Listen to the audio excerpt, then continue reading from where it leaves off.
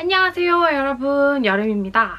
제 유튜브 영상 중에서 등드름 영상들이 있습니다. 몇 년 전에 올린 영상임에도 불구하고 아직도 많은 분들이 봐주시더라고요. 댓글을 달아주시거나 아니면 대댓글을 달아주실 때 저한테 알람이 안 뜨는 경우도 가끔 있더라고요. 그래서 제가 바로바로 피드백을 드리지 못해서 이렇게 2020년 버전으로 새롭게 영상을 찍는 게 어떨까 싶은 생각이 들어서 이렇게 카메라를 틀었습니다. 아직까지도 등드름 관리를 꾸준히 하고 있어요. 이 관리를 하지 않으면 다시 재발할 것 같아서 그냥 꾸준히 유지를 하려고 관리를 하고 있다라고 생각을 하시면 될 것 같습니다. 제가 현재 기준으로 어떤 제품을 사용을 하고 있는지 그리고 어떤 방법으로 트러블 관리를 하고 있는지를 좀 설명을 해드리도록 할게요.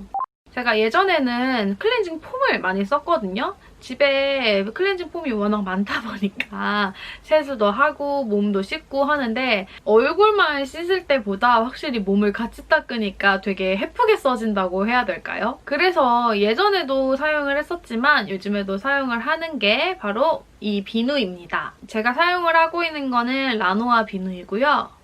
이게 한국 사람들은 좀 이태리 타월 빡빡빡빡 미는 걸 되게 좋아하잖아요. 근데 저는 정말 때 안 민 지 되게 오래됐거든요. 하지만 피부 겉에 묵은 각질은 좀 벗겨내주고 싶을 때 그럴 때는 이런 타올을 사용을 하는데 시중에 파는 그런 저렴한 타올은 그게 피부에 굉장히 손상을 준다고 해요. 그래서 제가 예전에 썼었던 거는 또 이런 바디 브러쉬류였거든요.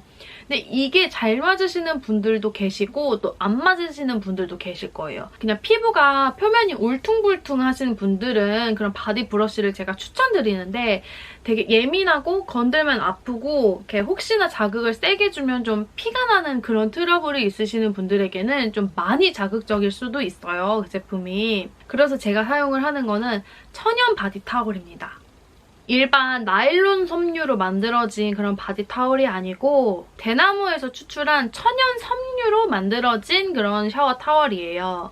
이런 묵은 각질들은 제거를 해줄 수 있지만 피부에 자극이 가지 않아서 이런 트러블 관리를 하실 때 굉장히 유용하게 사용을 하실 수 있으실 거예요. 근데 정말 건들면 아픈 여드름이 나시는 분들은 비누를 충분히 거품을 내서 이렇게 손으로 닦으시는 것도 추천을 드려요. 근데 이제 저는 그 단계를 지나쳐서 뭔가 좀 이렇게 시원하게 몸을 좀 개운하게 만들고 싶더라고요. 그렇기 때문에 바디 타올을 사용을 하는데요. 최대한 자극이 덜할 수 있는 이런 천연 제품을 이용을 하셔서 그래서 조금 더 안심하고 사용을 할 수 있다는 점입니다. 일반 나일론 섬유에 비하면 거품이 엄청 풍성하게 늘어나지는 않아요. 어느 정도 사용을 하시다 보면 금방 적응이 되실 거예요. 이런 천연 비누 사이트에 들어가 보시면 종류가 굉장히 많으실 거예요. 저는 얼굴에도 여드름이 나는 편이기 때문에 그냥 트러블용 비누를 구매를 해서 얼굴도 닦고 그리고 이렇게 부분 몸도 닦습니다. 많은 분들이 오해를 하시는 게 나도 그 제품 샀는데 안 없어지던데요? 라고 하는 댓글들이 꽤 많아요. 근데 제가 영상 속에서도 설명을 드렸지만 제품만을 써서 트러블을 없앤 게 아니라 생활 습관도 꽤 많은 변화를 주었고요. 사용을 하는 제품뿐만 아니라 샤워를 할 때 쓰는 이런 도구까지도 변화를 주고 사용을 하는 편입니다. 근데 제가 피부과 의사도 아니고 모든 사람들이 다 똑같은 몸을 가지는 게 아니잖아요. 그렇기 때문에 어떤 분은 똑같은 방법을 이용을 했을 때 한 달 만에 좋아지는 분들이 있을 수 있고 6개월 만에 좋아지는 분들도 있고 1년 만에 좋아지는 분들도 있고 아예 반응이 없으신 분들도 계실 거예요. 그냥 제 영상을 이 방법 쓰면 무조건 좋아진대 이게 아니라 이러한 방법과 이러한 제품으로 등드름, 가드름을 저는 극복을 하고 그리고 유지를 하고 있습니다 라는 그런 정도로만 좀 참고를 해주셨으면 좋겠어요. 이게 해답지가 아닌 참고서라고 생각을 하시면 조금 더 나으시겠죠? 이 방법은 따라하면 괜찮겠다. 이거 나랑 맞지 않겠다. 그래서 나의 상황에 맞게 이렇게 선택을 하시고 조율을 하시면 좋을 것 같습니다. 제가 몇 년 동안 꾸준히 사용을 해오면서 아직까지 유지를 하고 있는 것? 아니면 약간의 변화를 주고 있는 것이 어떤 건지 그럼 지금부터 하나씩 소개해드릴게요. 제일 중요한 생활 습관부터 알려드리도록 하겠습니다. 이것이 변화되지 않으면 정말 나아지지 않더라고요. 저 또한 생활 습관을 바꾸지 않고 그냥 트러블에 좋다, 등드름 가드름에 좋다라는 제품들만 차이를 줬을 때 엄청 드라마틱하게 눈에 띄게 차이가 나지 않았어요. 이제 인터넷을 통해서 트러블에 정말 좋지 않습니다라고 하는 그런 생활 습관들을 함께 고치다 보니까 조금 더 눈에 띄게 개선이 되더라고요. 이전 영상에서도 말씀드렸지만 그 생활 습관이 바로 샴푸와 린스입니다. 샴푸에 계면활성제가 굉장히 많이 들어있는 거 있으신가요? 사람 피부마다 차이가 있으신 분들이 계실 수 있어요. 근데 제 기준을 통해서 말씀을 드릴게요. 저는 시중에 계면활성제가 정말 많이 들어있는 샴푸를 쓰다 보면 두피도 빨개지고 두피에도 트러블이 생기고요. 그리고 이런 귀 옆에 그리고 이런 목 뒤에도 트러블이 쫙 올라옵니다. 저는 그런 계면활성제에 굉장히 영향을 받는 그런 피부 타입이라고 생각을 해주시면 될 것 같아요. 저는 계면활성제가 있는 샴푸를 써도 두피나 이런 목 쪽에 트러블이 나지 않는데요? 라고 하시는 분들은 또 해당이 안 되실 수도 있어요. 저처럼 계면활성제가 다량 함유가 되어 있는 샴푸를 쓰면 샴푸를 잘 헹구지 못했을 때 이런 귀 쪽에도 트러블이 나고요. 목 쪽에도 트러블이 나고 등 쪽, 가슴 쪽 트러블이 심하더라고요. 머리를 감을 때 이렇게 앞으로 다 해서 몸에 닿지 않게 진짜 머리만 감으시는 분들이 계시고 저는 샤워를 할 때 이렇게 샤워를 하는 편이거든요. 샴푸 거품이 내 몸을 다 타고 흘러내리는 그런 패턴으로 제가 샤워를 했거든요. 그래서 저는 일단 샴푸부터 바꾼 케이스입니다.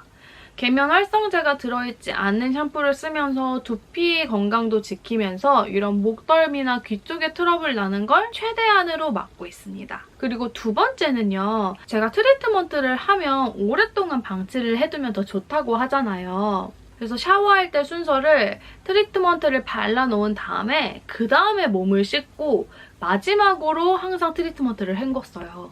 그러다 보니까 또 이 트리트먼트의 그 미끈미끈한 게 몸에 남아있더라고요.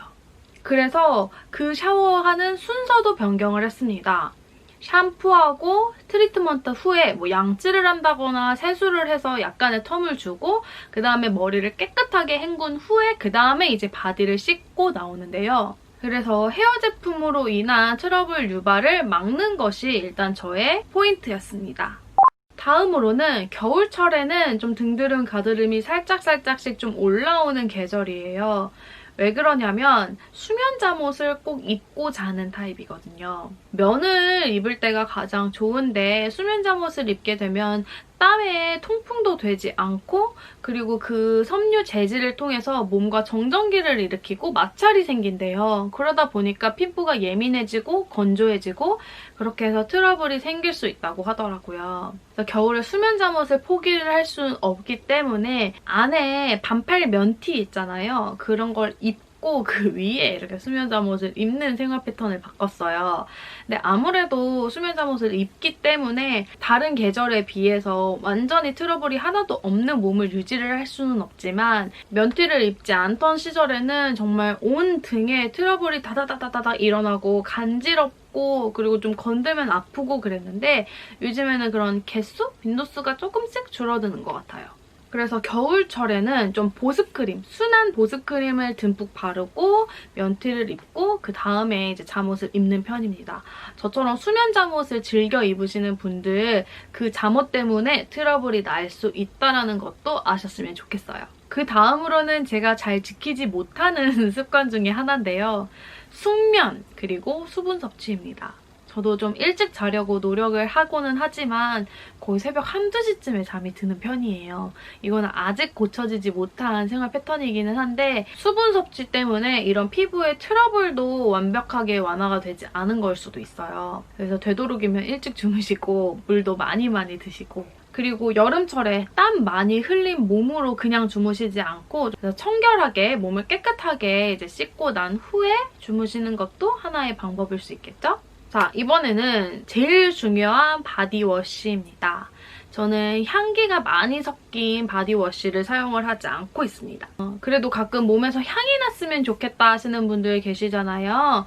그럴 때는 저는 좀 땀이 나는 부분 있죠? 그냥 이런 부분이라거나 뭐 아니면 뭐 발을 닦는다거나 그 정도는 향기가 있는 바디워시를 사용을 하고요. 이런 트러블이 날 수 있는 곳, 시중에 판매하는 바디워시를 사용을 하지 않고 있습니다. 자, 오늘 이렇게 많은 분들이 관심을 가져주시고 궁금해하시는 등드름, 가드름에 대해서 2020년 버전으로 새롭게 이렇게 영상을 찍어보았습니다. 만약 오늘 제가 소개해드린 방법을 통해서 등드름, 가드름을 개선을 했다고 하시면 잠깐이라도 멈춘다면 몸은 충분히 예전으로 돌아갈 수 있다는 것도 기억해주세요. 혹시나 영상을 통해 모든 궁금증이 해결이 되시지 않았다면 아래 댓글에 남겨주시고요. 제가 아는 선에서는 최대한 답변을 드리도록 하겠습니다. 그럼 오늘도 끝까지 시청해주셔서 감사하고요. 그럼 우린 다음 영상에서 또 만나도록 해요. 안녕!